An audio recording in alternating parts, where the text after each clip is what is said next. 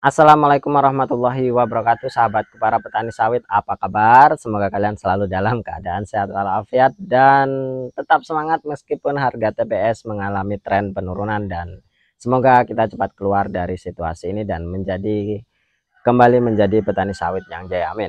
Nah teman-teman, kita akan membahas tentang masalah jarak tanam.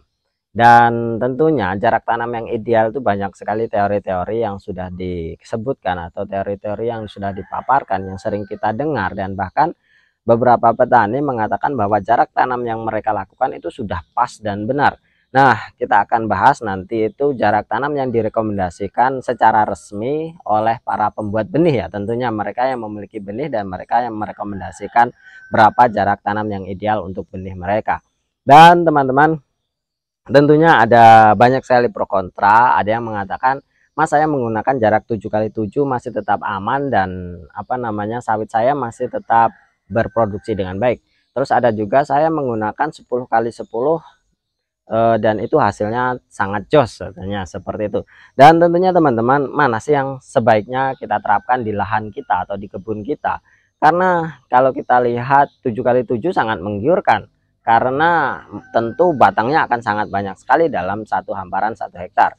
Dan 10x10 tentunya ya menggiurkan juga karena buahnya akan besar-besar. Apakah benar seperti itu, teman-teman? Dan ada beberapa faktor yang harus kita perhatikan. Mungkin alasan mereka itu ada di balik mereka melakukan hal tersebut. Mungkin dengan 7x7 mereka menggunakan pelepah pendek, dan yang 10x10 dengan pelepah panjang, atau ya mereka yang lebih menjarangkan lagi jarak tanamnya itu mungkin mereka mempunyai bisnis lain seperti di bidang peternakan, dan di sela-sela tanaman sawit itu mereka tanami rumput untuk pakan ternak. Mungkin bisa saja seperti itu, teman-teman, dan itu adalah ide mereka, ide kreatif mereka sendiri-sendiri ya.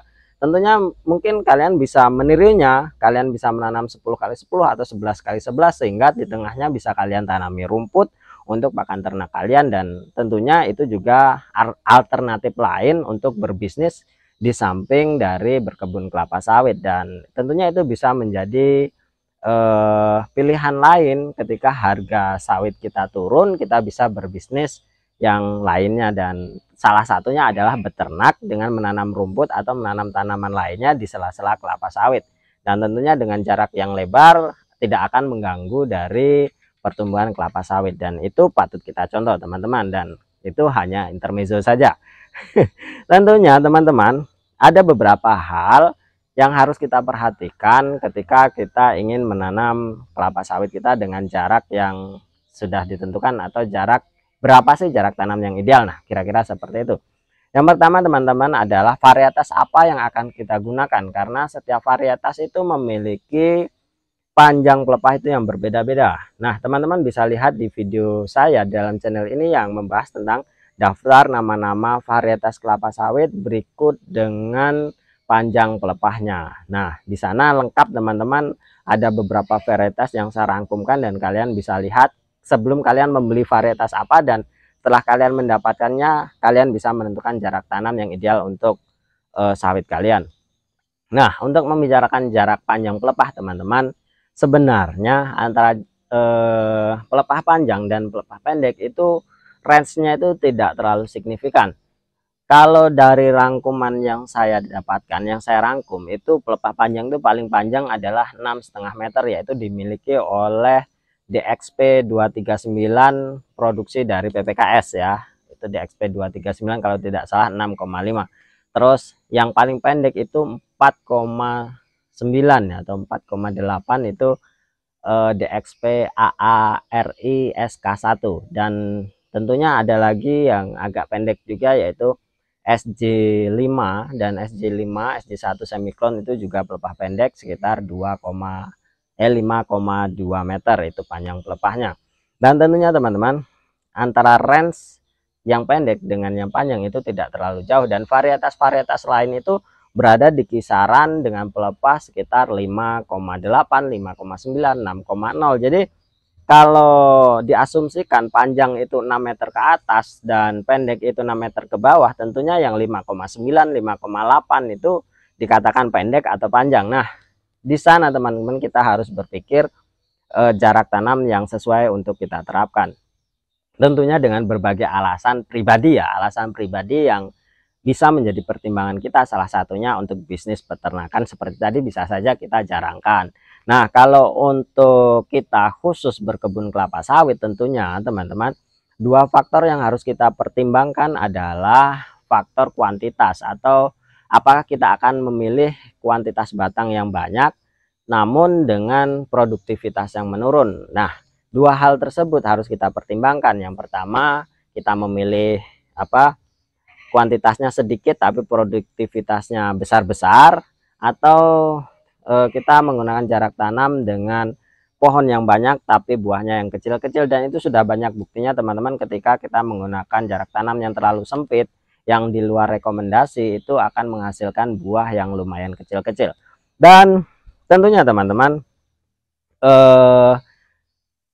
berapa sih jarak tanam yang direkomendasikan? Nah, kita lihat saja teman-teman di website dari Kementerian Pertanian. Di sana kan ada daftar-daftar varietas yang sudah didaftarkan, yang sudah dipatenkan. Di sana nama-nama varietas, dan kita bisa klik saja di sana, yaitu tentang tumbuhan kelapa sawit. Dan di sana akan banyak sekali list-list tentang produk-produk atau varietas-varietas kelapa sawit yang sudah dipatenkan oleh perusahaan-perusahaan pembuat benih kelapa sawit. Dan di sana ada beberapa memang dokumen yang dipublik, yang di-sharekan untuk masyarakat untuk dapat dilihat. Dan bisa kita lihat di sana kan pasti ada spesifikasi dari produk yang mereka daftarkan. Ada panjang pelepahnya tentu di sana ada, terus warna pelepah, warna buah, sampai warna tandan, besar tandan, terus dan lain sebagainya, warna daun, bentuk daun, sepertinya sudah ada lengkap di sana. Dan setelah saya lihat satu persatu teman-teman, ternyata setiap perusahaan itu merekomendasikan dengan jarak tanam 9x9 dengan 3 sisi ya, segitiga sama sisi. Jadi mau pelepah pendek, mau pelepah panjang, saya lihat rata dari jarak tanam yang mereka rekomendasikan itu adalah 9x9 dengan segitiga sama sisi, dengan rataan kerapatan tanaman per 1 hektar itu 143 batang. Dan itu rata-rata teman-teman, mungkin ada yang 163 batang saya lihat itu, dan entah itu mungkin berapa jarak ukurannya, mungkin 7x7 yang seperti yang disebutkan tadi ya. Dan namun ratanya itu 9x9 meter persegi, 9x9 dengan segitiga sama sisi. Dan tentunya kalau untuk 9x9 untuk mata 4 ya, mata persegi saya kira sekitar 8x8,5 lah, kira-kira seperti itu. Jadi karena ini segitiga sama sisi agak lebih lebar karena perhitungannya lain. Dan itulah rekomendasi yang diberikan oleh para pembuat benih teman-teman, bukan dari saya. Kalian bisa lihat sendiri langsung di websitenya Kementerian Pertanian. Di sana kalian bisa lihat spesifikasi varietas yang mungkin akan kalian beli dan akan kalian tanam. Silahkan kunjungi langsung websitenya. Dan mungkin informasi ini cukup sekian. Terima kasih atas atensinya. Wassalamualaikum warahmatullahi wabarakatuh.